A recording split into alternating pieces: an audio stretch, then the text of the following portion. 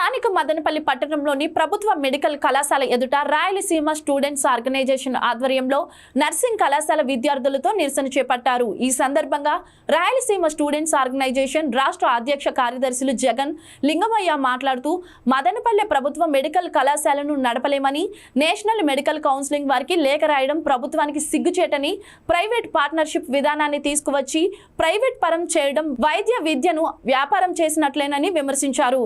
ప్రతిపక్షంలో ఉన్నప్పుడు self finance విధానాన్ని రద్దు చేస్తామని చెప్పిన ప్రభుత్వం 107, 108 జీవోను రద్దు చేస్తామని ప్రభుత్వం వచ్చిన తర్వాత ప్రభుత్వం మెడికల్ కళాశాలను నడపలేమని నేషనల్ మెడికల్ కౌన్సిలింగ్ ఆఫ్ ఇండియాకు లేఖ రాయడం అనేది వైద్య విద్యను అమ్ముకున్నట్టు కాదా అని వారు విమర్శించారు। ఈ ప్రాంత నిరుద్యోగులు, విద్యార్థులు రాయలసీమ పట్టభద్రులు ఎమ్మెల్సీని గెలిపిస్తే ప్రభుత్వ కళాశాలపై నోరు విప్పకపోవటం ఈ ప్రాంత వైద్య విద్యార్థులను మోసం చేసినట్లేనని వారు ఆవేదన వ్యక్తం చేశారు। స్థానిక ఎమ్మెల్యే గారు ఈ ప్రాంత విద్యార్థులను దృష్టిలో పెట్టుకుని మదనపల్లి మెడికల్ కళాశాల ప్రభుత్వ ఆధ్వర్యంలో నిర్మించేటట్లు చర్యలు తీసుకుని విద్యార్థులకు న్యాయం చేయాలి।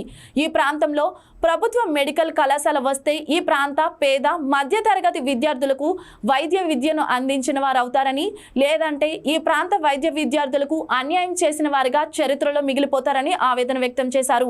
వీటన్నిటిని కూటమి రాష్ట్ర ప్రభుత్వం పరిగణలోకి తీసుకుని పబ్లిక్ ప్రైవేట్ పార్ట్నర్షిప్ విధానాన్ని తొలగించి ప్రభుత్వ ఆధ్వర్యంలోనే ఈ ప్రాంత మెడికల్ కళాశాలను ఏర్పాటు చేయాలని, లేని పక్షంలో విద్యార్థులతో పెద్ద ఎత్తున ఉద్యమాలకు శ్రీకారం చుడతామని ఈ సందర్భంగా రాయలసీమ స్టూడెంట్స్ ఆర్గనైజేషన్ హెచ్చరించారు।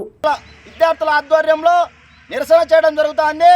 ఈ నిరసన ముఖ్య ఉద్దేశం ఏమిటంటే గత ప్రభుత్వంలో తెచ్చిన ప్రభుత్వ మెడికల్ కళాశాలను ఈరోజు ఈ ప్రభుత్వం కూటమి రాష్ట్ర ప్రభుత్వం కొనసాగించకుండా ప్రైవేట్ పార్ట్నర్షిప్ విధానాన్ని తెచ్చి వీటిని ప్రైవేటు పరంగా చేయాలని చూడడం చాలా దుర్మార్గమైన చర్య।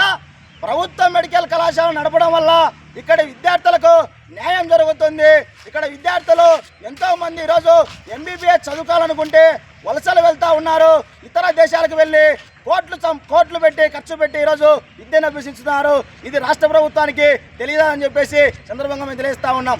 అదేవిధంగా గత ప్రభుత్వం తెచ్చిన ప్రభుత్వ మెడికల్ కళాశాలను సెకండ్ ఫేజ్లో కాడేరు, పులివెందుల, మదనపల్లి, ఆదోని, మార్కాపురం ఈ 5 అందుబాటులోకి రాగా ఈ 5లో పాడేరు, పులివెందులకు సెకండ్ ఫేజ్లో నేషనల్ మెడికల్ కౌన్సిలింగ్ వారు 50 సీట్లను ఉత్తర్వులు జారీ చేయడం జరిగింది। అయితే ఈ 50 సీట్లను పాడేరుకు మాత్రమే ప్రభుత్వ పరంగా వర్తించి పులివెందులకు మేము నడపలేము, మదనపల్లె, ఆదోని, మార్కాపురం వీటిని మేము నడపలేమని చెప్పేసి కూటమి రాష్ట్ర ప్రభుత్వం చెప్పడం చాలా దుర్మార్గము।